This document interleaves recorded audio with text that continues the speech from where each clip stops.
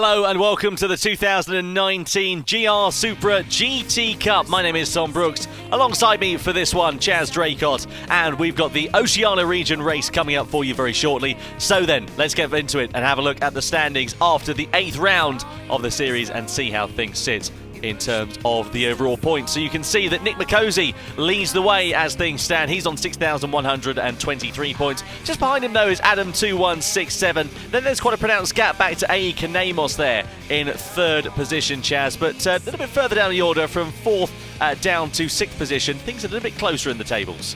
Yeah, it's good to see the spread of points to different areas. Of course, the two leaders, though, the only guys in the 6,000 points. You could say that he had a bit of a cosy advantage at the top there. But you never know. Things can change in every single round, so these guys have not got a chance to let off the gas at all. Got to give it everything they can all the time. So it will be very interesting to see how this one changes things. Certainly will. Of course, it's the best 3 results from the GR Supra GT Cup that do count towards these point standings. Does make it very fair for those who perhaps can't compete in all the rounds of the series. So let's take a closer look at the circuit that these drivers are going to be racing at then, shall we? Well, it is the Tokyo Expressway. The layout is the southern inner loop that the drivers are going to be racing on. It's a fictional track on GT Sport, a street circuit as well. Some tight and twisty corners, some that are a bit more fast and flowing than others. You can see there 6.5 kilometres, 3 sectors. Sector 1 pretty tight and twisty as you get in towards turns 2, 3, 4. Then that right-hander of turn 6 leads all the way up towards the tight hairpin of turn number 11. And Chaz, look at the elevation there. Absolutely fantastic, isn't it? 24 metres top to bottom. Yeah, it doesn't sound like a very big number, but when you are in the game you will feel it a lot, of course, especially when you're going back up the hill as well towards that last section. Through the tunnel as well in the middle of the lap, that is a long downhill section as well, so it'll be interesting to see how the drivers manage it there. Of course, you can see turn 11 just at the top of the image there. Very tight hairpin at the end, and we've actually seen a couple of race-winning moves actually pulled off there as well in the other regions. Yeah, certainly so. Well, let's keep an eye out and see what happens, of course, in this Oceania region. You can see the last sector there, turns 11 to 16, pretty fast and flowing. Turn 1, not too slow either, but then turns 2, 3, 4 and 5, very much an opportunity for drivers to have a bit of a lunge down there in the opening sector of the lap. So let's have a look, shall we, at the race details for this event at the Oceania region at the Tokyo Expressway. So, of course, all the drivers in exactly the same car. Sports hard tyres for them. They've already had their qualifying session, so we know how they will line up on the grid. But, crucially, just a 5-lap race duration with 28 times tyre wear, though, here, Chaz. That could make things pretty interesting. Yeah, definitely. It sounds like quite a lot, even with the fuel consumption as well at 11 times. So it makes sure that it's amplified. Even though it is a 5-lap race, it still has to be there in the back of their mind. So towards the end of the race, of course, as we see the strategy there, you'd think straightforward 5-lap sprint. But we have seen some people come into the pits and take tyres early on in other regions as well. It's not quite worked out for them, but it all depends on track position. So you never know, someone might try it in this one and make it work. Well, let's wait and see what will happen. The crucial thing is, of course, because it's such a short race duration, if you do pit early doors, you're likely to come back out in traffic, which could compromise your outlap if you're trying to do an undercut situation. So let's see what the drivers will do then as we get ready to go racing for the Oceania region for the GR Supra GT Cup. The drivers lined up on the grid then. Adam 2167 on pole position. Nick McCosey alongside him. Lights out then, and away we go. Good start from Adam. Good start from Nick McCosey. But Diswood there in 4th place on the outside of the second row of the grid. Got an absolutely lightning getaway, and he immediately tries to duck down for the inside line as they head towards the first corner. He's already up into 2nd place and also bringing GTP Legend with him through as well. Nick McCosey is going backwards as things stand from his front row start. He's already down into 5th position as they come through turn number 1 and head down towards the turns 2, 3 and 4 complex. Yeah, it looks like he got a bit of a slow getaway. He managed to hang it around the outside of turn 1 though. He's back up into 4th place now, chasing down CRR Blitz. But yeah, the championship leader there, not the ideal getaway that he wanted. Rombo with GTP Legend now as they go onto the brakes into the triple right-hander. Nick McCosey showing his nose though, putting it down the inside, doesn't quite go for it in the end. Here is Diswood, like you said, Tom, great start from 2nd row of the grid. Adam 2167 doesn't quite have the lead that he wants at the moment. He's come under pressure from Diswood now as they go out of that section, and now this is where they're going to be on the power, and this is all about carrying the momentum down to that infamous turn 11, the long hairpin at the end. Yeah, on board we ride with Adam 2167. Look at the pressure that Diswood is putting him on now as well. And look at the third place battle going on behind as well between Nick McCosey and CRR Blitz. Here comes Diswood down the inside as they come up the straight then for the first time of asking. And Diswood is already into the race lead. Brilliant bit of driving there from the second row of the grid as they go side by side almost for third position, with Nick McCosey getting the better of CRR Blitz. Brilliant driving as they come through the tunnel and emerge into the light then. And look at how closely knit all of these drivers are. A little bit into the wall there for Art Elban. That's a 1.5 second penalty that he has been given for using the wall to his advantage there. Meanwhile, here comes Nick McCosey, nearly having a bit of a look down the inside as fifth place, also being under threat, man to man in fifth place of Art Elban, who's now into fourth. He gets ahead of CRR Blitz, so the orange Supra here going backwards as things stand. Yeah, they're having a great scrap for these 5 places. Quite a lot of swapping and changing. Like you say, Elban getting the penalty. He's now in front of Nick McCosey, who got a really poor exit out of the hairpin there. And he's really got no pace through here, by the look of it. Blitz is all over the back of him. Not quite sure what happened to Nick there as they carry the momentum through this very tricky right-left section. We did see a penalty or two in some of the other regions as well, of course, from hitting the walls, so there's no run-off areas here for people to take advantage of. They're just going to be bouncing off the walls and flicking up the sparks as they go around, but McCosey just doesn't look like he's got the run out of the corners here as Elban goes into second place now. Yeah, absolutely right. Meanwhile, that penalty is being served there then for CRR Blitz there, because he was given a penalty. Sorry, Art Elban rather has been given a penalty for exceeding track limits. He's going to come to that slowdown section, and you see that bar filling up the top of his screen. That means he'll slow down by 1.5 seconds. It'll allow the prevailing field to come past as well. He's going to drop down to 5th position here from the race lead, so big disappointment there for the Australian driver. And Iron Mask also taking advantage, so down into 6th place from the race lead there for Art Elban. Just shows how important these penalties can be, though. It's very easy to try and take it too quickly through a corner on this circuit, and with there being no runoff areas, as I said previously, there's nowhere else for you to go, really. Once you've made the mistake, you've made the mistake. But Nick McCosey, 3rd place at the moment then. He's just chasing Adam here, and Diswood is into the lead, as we saw earlier, in the very interesting livery with black and gold there of the GR Supra. Just trying to hook the wall around the right-hander there. I was just checking out how he was getting on the throttle there as Nick McCosey. He was really balancing it well, and you can see how it's worked for him now. Look at the run he's got, the side-by-side as they go into the tunnel. Adam 2167 trying to defend for all he's worth, but he's not got the opportunity to do so. The best thing he can do here is duck back into the slipstream of Nick McCosey and try and get himself in a prime position to overtake down in towards turn number 11. He's not quite close enough as things stand. CRR Blitz there in the middle as the drivers come through the right-hander and get ready to go hard on the brakes in towards that very, very tight hairpin.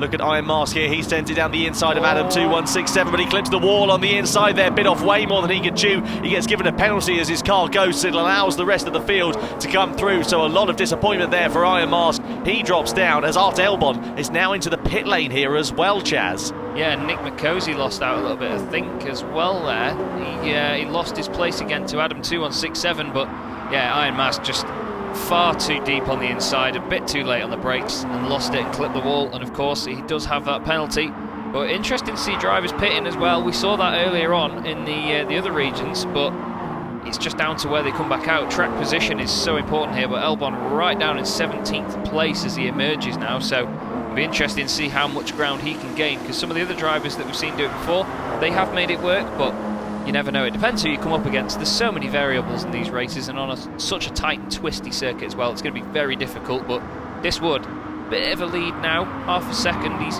starting to try and run away with it here. Yeah, he's trying to, but he's going to have a very hard task to do so with the drivers who are closing up behind as things stand. Of course, all these cars identical in every way, shape and form, so it does mean that, of course, it is that bit more difficult to try and pull out an advantage when everybody is using equal machinery underneath one another. They're getting ready to go onto the brakes in towards turn number 2. This is such a difficult point to spot your braking point there, especially when you've got a mirror full of Toyota Supra and another competitor try and find their way past from behind. See them filtering through there, the car's body rolling slightly as they get the weight transferred from the left to the right. On board with Nick McCosey now in 3rd place.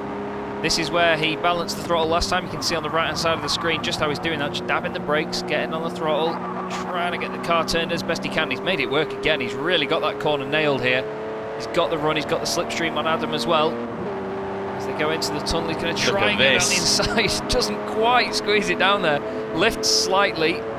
Yeah, that door being very firmly closed there by Adam 2167, wasn't it? He was saying there, there's absolutely no way you're going to get past there. Forces Nick to get out of the throttle. That compromises his run ever so slightly and allows Adam just that little bit of breathing space. But all the while these two are squabbling, it's allowing Diswood to increase that advantage, as you were saying there. Chaz out in front. Now sits at just over a second as they go onto the brakes in towards turn number 11. Nick McCosey opting for the outside line, and look at that lunge as well there from Matthew McEwen. He tried to send it down the inside of Carl Blitz, but he was a day late and $1 short on the brakes. He couldn't find his way back past, and Matthew McEwen actually loses out as a result of that there, losing another position. And also I think he's been given a penalty because he clipped the barrier on the outside of the circuit, as Rosmo, Alf and Zenko are now in the pit lane there, so they have opted for a stop in this Oceania race. Now that's an interesting strategy because we've seen it in other regions where it hasn't quite paid off for those drivers to make a pit stop. So let's see what is going to happen this time around in this Oceania race. I think it's going to have to be this lap if you do pit. If not, it's too late and you'll probably have to try and go all the way to the end. Yeah, and it was only really working for guys that were quite far up the order already, to be honest, as well. So if they are that bit further down, maybe they can make a couple of places, but I don't think they're going to be battling for race wins from it.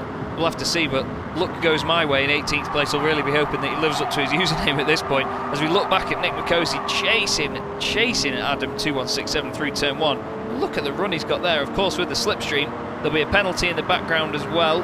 That's, I believe, GTP Legend. Yeah, wow, look at him dropping down the positions there. He's gone from being in 4th place to 9th very quickly. That's just how important these penalties are. But Nick McCosey then through into 2nd place, and already on the back of Diswood as well. As they get onto the brakes, turns it in, tries to keep it nice and smooth. And that, of course, around sections like this where, as you see with street circuits, there can be quite square corners. It's all about keeping it smooth and carrying the momentum, isn't it? Yeah, it certainly is. Yeah, carrying momentum, especially in these cars, and especially when you're trying to close that gap down to the drivers in front. You can see the prevailing field on the left-hand side of your picture. They're heading down towards turn 2 as Diswood rubs the wall there on the outside. Nick McCosey also following Stu. So Nick McCosey a little bit wide there, missing the apex through that right-hander of turn number 6. Could that compromise his drive? Could it allow Adam 2167 to close up a little bit with that slipstream as well? I think what he was doing was trying to take the late apex, you know, just try and get the run through this tunnel. He knows how fast and long this section is, and you can see it's working for him as well, actually. It's just coming under 0.2 of a second now, actually. It's gone up a little bit. I think Diswood just got the run out of the right-hander, but the slipstream, of course, helping Nick McCosey now on lap 4 out of 5 as they go down towards turn 11, still flat on the throttle, and then they're going to get hard on the brakes. You'll see the cars squirreling around a little bit here as they go on the brakes. Adam 2167 is going to look down the inside, but yeah, Nick McCosey. A little bit deep on the brakes, and that allows Adam to go through, and Diswood also running a little bit wide there, so Christmas come early for Adam 2167. He says he brings himself right back into this battle for the race lead, and what was nearly a 2-way scrap a few corners ago has now become almost a 6-way scrap with a couple of drivers running wide. So Nick McCosey in 2nd place is now still trying to challenge for the race lead. He tries to go down the inside of Diswood at the right-hander. No opportunity presenting itself through this final sector as things stand. Look at the difference in lines that Nick McCosey is taking. He's going for those later apexes. As you said there, Chaz, it seems to be a tactic that's working for him so far, but it does leave the door open ever so slightly for the drivers behind to pounce. Yeah, it certainly does. I think that's what he was doing at turn 11. He went very deep on the brakes, but as he got the overlap on, I think it was CRR Blitz, Adam 2167 went down the inside, but as we saw, he got the overlap, and it's working for him now as he goes down the inside of Diswood into turn 1 to start the final lap, and he does take the race lead. Adam 2167 sneaking through as well. You can see Nick McCosey's car nose diving on the brakes as there's a bit of contact behind RRS 180 and Matthew McEwen and CRR Blitz involved there. Side by side here though, look how close these two are together. Through the left-hander and then into the right. Wow, he's squeezing him out to the wall on the right-hand side, making sure he gives him only the most minimal of room. And then they're going to get hard on the brakes, but Adam 2167's cleared him a little bit now, and this is going to play into the hands of Nick McCosey, of course. Yeah, really is. It'll just give him that little bit more breathing space for Nick McCosey there. Let's see whether he is going to come under threat, though, as they get ready to come on to that straight very shortly as well. Through the right, then they'll flick it left. They'll get ready to go in towards that right-hander of turn number 6, then begins the long climb up the circuit towards that turn 11 hairpin. Keep an eye out for Diswood there. He was in the penalties just a couple of laps ago and is now in 3rd position and on the defensive, if anything else, because he's got RLRS 180 and Matthew McEwen close for company behind here as well. But Adam 2167 is the driver who is attempting to attack on Nick McCosey. Will that slipstream be effective enough for him in this Supra? Will Nick McCosey place his car exactly where Adam doesn't want him to? Well, it depends on the lines, I think, through that last sweeping section. Nick Mikosi seems to have it sorted through there, going for the late apexes. But as you said before, it's whether that opens it up to Adam in that last section of the lap. Diswood is really having to defend now from RRS 180. Matthew McEwen, ART, and Bradley. Nick Mikosi's really under brakes. He's going to hit the wall on the inside. He's going to go way too deep. Nick Mikosi makes an absolute mess of it at the hairpin of turn 11. Adam gets a penalty there as well. Was there contact between those two drivers going into there? We didn't quite see if anything happened. The upshot is, though, that Adam has been given a penalty, presumably for contact between those two, and that is a big disappointment for the Australian here, because it does mean that if Nick Mikosi sits as he is, he'll finish on the road. Now let's see, we just see the back end of it there. It looked from our camera angle as if Nick Mikosi lost it on his own. Yeah, we just cut to him just as he was leaning over to the right, but there was a little bit of damage on the front right of Adam's car there, actually. A little bit of a scratch mark. We'll see it from a bit further back then. Here he is chasing him. Is it when they get on the brakes, maybe? Let's have a little look. Oh, he goes to the outside. Yeah. Maybe he must have clipped him there then. Yeah, just as they got on the brakes. It might have been the slightest of touches, and, well, it's such a fast section into a slow hairpin. Nick Mikosi lucky not to lose further places, though. But it is going to look like Adam 2167 is not going to win this race because of that penalty that gets applied. And if you look at the timing screen as well, as we go online... Here we go, on board. Yes, have a little look. They're going to make contact. Yeah. Straight into the back of him there. Yeah, that's a pretty clean-cut result, isn't it? Meanwhile, Adam 2167, he'll come over the line to take first position and take the checkered flag, but it will be Nick Mikosi who claims victory here in the Oceania Toyota GR Supra GT Cup at the Tokyo Expressway. Look at that battle for third place right to the line as well. Matthew McEwen gets second place, RRS 180 gets third, and look at the gap. There was nothing separating them, quite physically nothing, no thousandths of a second over the timing line. You can't ask for closer racing than that. That was brilliant stuff, and it was nice there actually to see Adam 2167. He indicated to let Nick Mikosi through on the line as well, which is always good sportsmanship to see. Great racing by those guys, they're really close stuff. And of course the contact was a shame in the end to see that, but it's very close racing on these tracks, so we are always going to see that when someone wants to go for a move. But Nick Mikosi, your race winner then. Matthew McEwen finishing in second place. RRS 180 making it up to third. CRR Blitz in fifth. ART and Bradley is in fifth. And the rest of the drivers there, Adam, you can see actually finished sixth place with that penalty applied. Only 1/10 of a second ahead of GTP Legend, so he managed to still get a top six from. Well, that's good for Adam, some kind of consolidation there, but he'll be kicking himself following that race. You can see Art Elbon, ART Lane. Art Elbon with the fastest lap in that race, a 2:21.102. Art Lane just inside the top 10 there, then Iron Mars, Denko, Diswood, Alf, Banana Josh, and then we've got Rosmo in 16th position. A little bit further down the order as well as things stand here in this Oceania GR Supra Cup. You can see luck goes my way.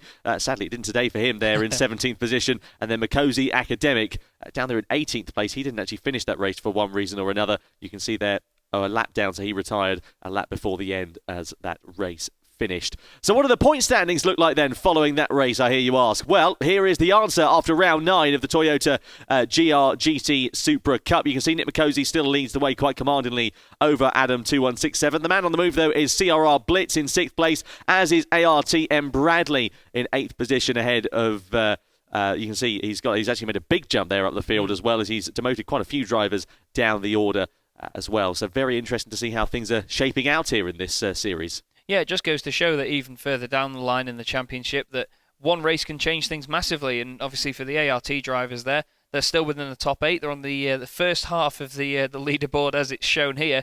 So they'll be looking to make sure that they maintain that towards the end of the series this year.